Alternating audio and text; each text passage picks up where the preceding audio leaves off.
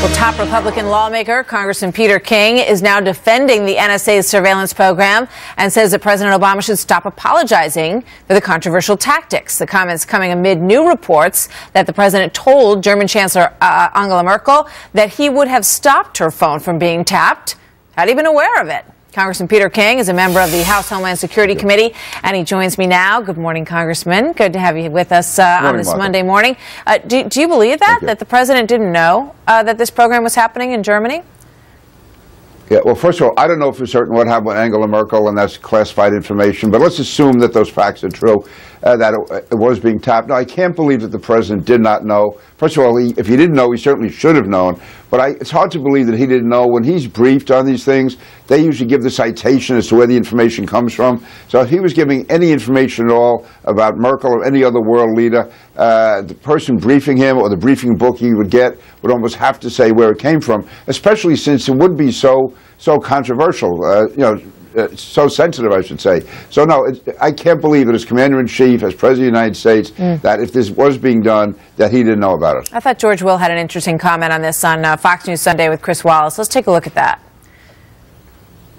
I don't think her indignation is synthetic, and I think to understand it, you have to understand that she was born in 1954 in East Germany. She grew up under the surveillance state administered by the Stasi, the secret police. What do you think about that, Congressman?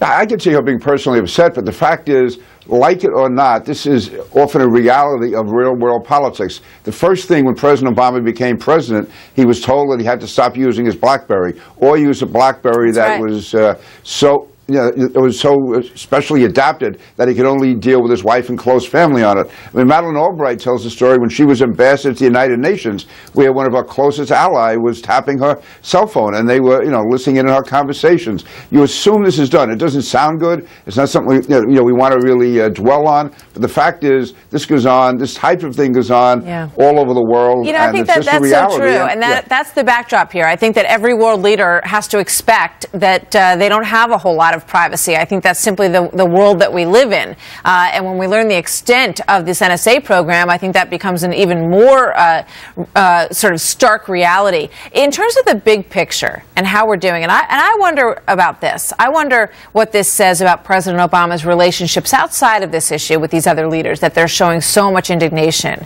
about this. And here's a broader comment on our foreign policy from former Vice President Dick Cheney. Listen to this. I think our friends no longer count on us, no longer trust us, and our adversaries don't fear us. That was sort of the cornerstone and the basis of the U.S. ability to influence.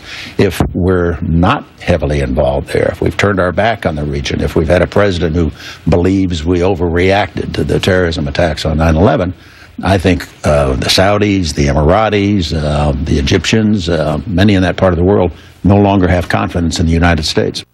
Does this president lack confidence or even respect to some extent from some of these world leaders? And is that part of the reason that we're seeing this kind of outrage about all this? Yeah, by all accounts, President Obama does not have close personal relationships with foreign leaders the way Reagan did with Thatcher, or Bill Clinton did with Tony Blair, or President Bush did with Angela Merkel, for that matter, or with Sarkozy. And in the Middle East, he's had a very inconsistent policy. For instance, with Syria, he basically told France, by all accounts, that we were going to attack Syria. France went out on a limb for us, and then the president backed away. He told the Saudis that we were going to attack Syria. He didn't, and the Saudis were left there. So there's and also the way he's treated the Israelis, which is supposedly one of our closest allies. So there's inconsistency there, which our allies and other countries now find troubling, and they can't rely on them. And also, for instance, with the NSA, with Germany, with Merkel, the fact is, while this may be, may offend her personally, the fact is the United States has done so much through the NSA to save lives in Germany. I mean, we have done much more for Germany through the NSA that the German army has done for itself since World War II. And that's part of, again, the real world we live in. It's a great point. And it also goes to, this picture of the relationship.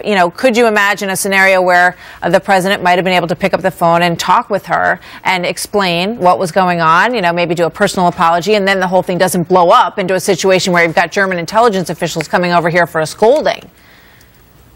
Yeah, and again, by all accounts, he does not have those type personal relationships that previous presidents have had. And also, quite frankly, he doesn't really have those close personal relationships on Capitol Hill. And I think he feels he doesn't need them, that he has more of an academic approach to policy. The fact, when it comes down to it, human nature is human nature, and personal relationships do mean something. Obviously, each country, in the end, has to be for itself, but personal relationships and trust do mean something. And I think this president really sorely lacks that.